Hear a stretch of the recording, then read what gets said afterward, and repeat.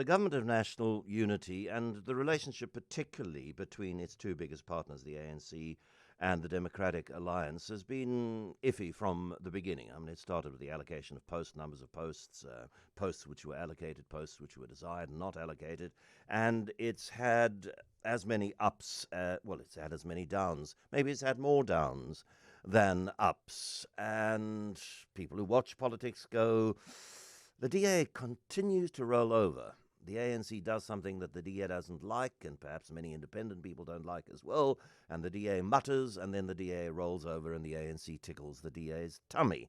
There are, of course, other ways to look at what is happening, that the DA is being mature and responsible, understanding how important the GNU is to the possibility of investor confidence in South Africa, with investor confidence potentially coming growth, with growth coming economic benefits to all the sorts of things that this country so desperately needs.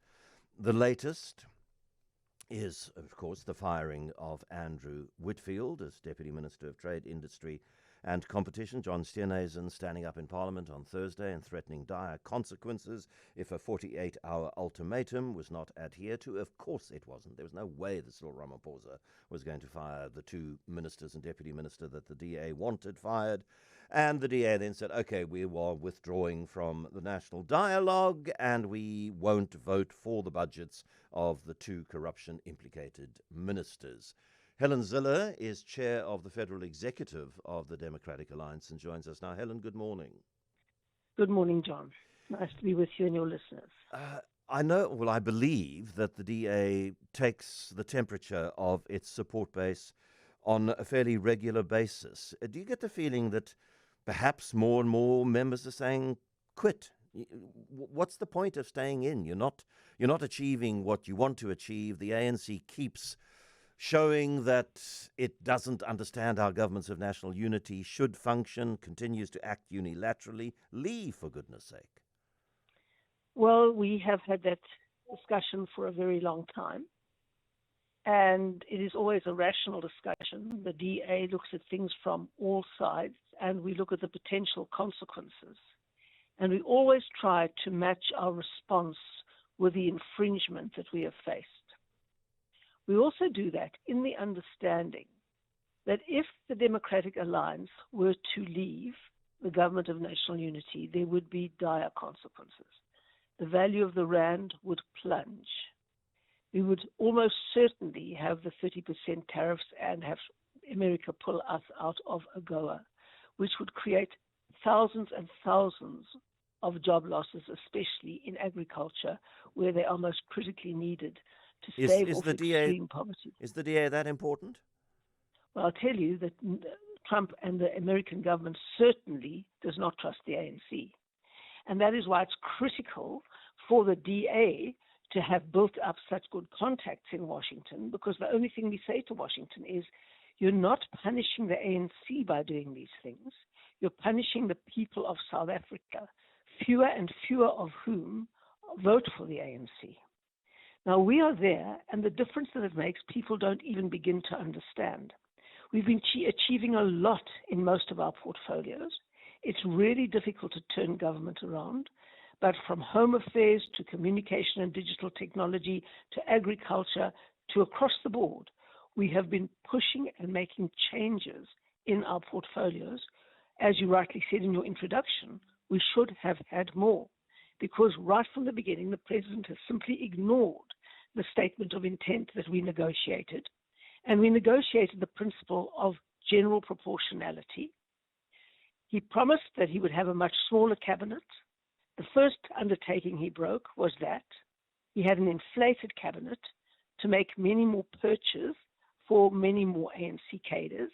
We argued about that, but we swallowed it. We said this is not about jobs. It continues at every turn. We said to the president, the national dialogue... Helen, what then is the straw that breaks the DA's back on this?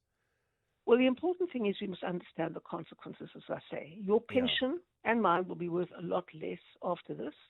Many, many more people will be unemployed. The world really, and its confidence in South Africa, if it has any, is premised on the DA being in this Government of National Unity. So we have to be very careful about how and on what issue we withdraw. We don't have to press the nuclear button immediately. We can do other things. Now, I know that this national dialogue is very, very important to the ANC. I think Cyril Ramaphosa wants to recreate the spirit of 1955 with Kliptown. And of course, you must never forget that there is a general election, a local election coming up next year. And this is one of the ways that the ANC likes to loot the state for money, to go around and see people and give people T-shirts and buy them Kentucky Fried Chicken and talk to them about all the wonderful things that the ANC has achieved. You see, I have spoken out against the national dialogue, which I think is a complete waste of money. If the president doesn't know what the people of South Africa want, then the president is willfully blind, deaf and dumb in ways that I haven't yet accused him of being.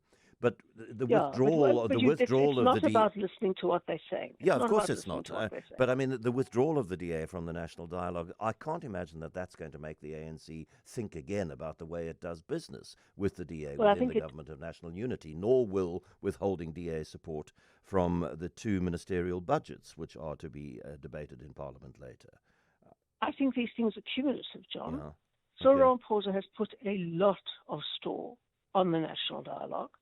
Again, it was done completely unilaterally, despite the fact that since July last year, I've written 3 letters to my counterpart, Fikile Mbalula, explaining to him that we need to be involved in conceptualizing it from the beginning. And there again, it was a unilateral announcement.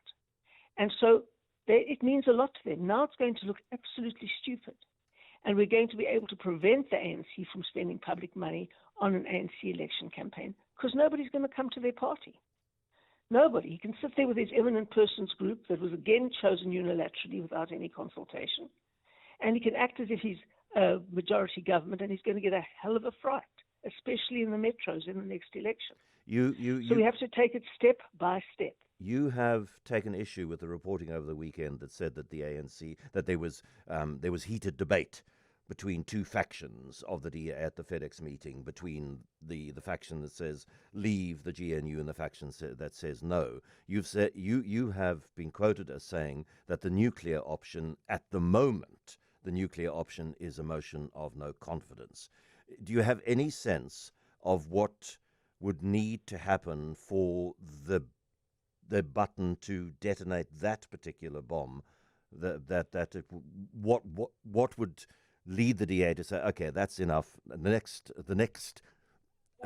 option in the cumulative thing is the motion of no confidence. Yes. Well, first of all, there wasn't a heated debate in the DA. I don't know why the journalists always have to put those adjectives in. The debate is very rational, very analytical. People have different perspectives. We debate those perspectives. We try and look at the unintended and intended consequences and play out the options into the future. And we know that we are always blamed. I mean, some people have said over the weekend, and I heard, the DA must learn to make cooperative governance work. Well, I just laughed at that. The DA has coalitions everywhere that work very, very well. It's just when the ANC enters the picture that they have no idea of how to work cooperatively with anybody. But somehow it's always the DA's fault. Why doesn't somebody say to the ANC, how dare you do this? How dare you fire a deputy minister who did nothing wrong, who did not have to write to you, because he was not going on official business, he was going on party business, not paid for by the state, yet he nevertheless wrote to you. You never replied to his letter, as you should, and you still fired him. A quick answer to the question, please. Do you have an idea, or maybe you have to wait until it arrives before you say, okay, this is the one. Yeah, okay. But we can't speculate what's going to happen. But believe me, we were adding up the sums. Have we got enough to get a motion of no confidence in President Ramaphosa? And we added up all the parties and individuals that were likely to support a motion of no confidence in the president, and we got to 197. Now, that isn't 200 yet. 197 is 3 short, but I can tell you never once has the ANC got all its members into the House, ever, even on a 3-line whip. And it's very important to understand that we will continue doing those sums, and we have to do it on an issue that other people are going to support as well. and see as sufficiently egregious to support a motion of no confidence. Helen Zille, the chair of the DA's Federal Executive, thank you for your time this morning.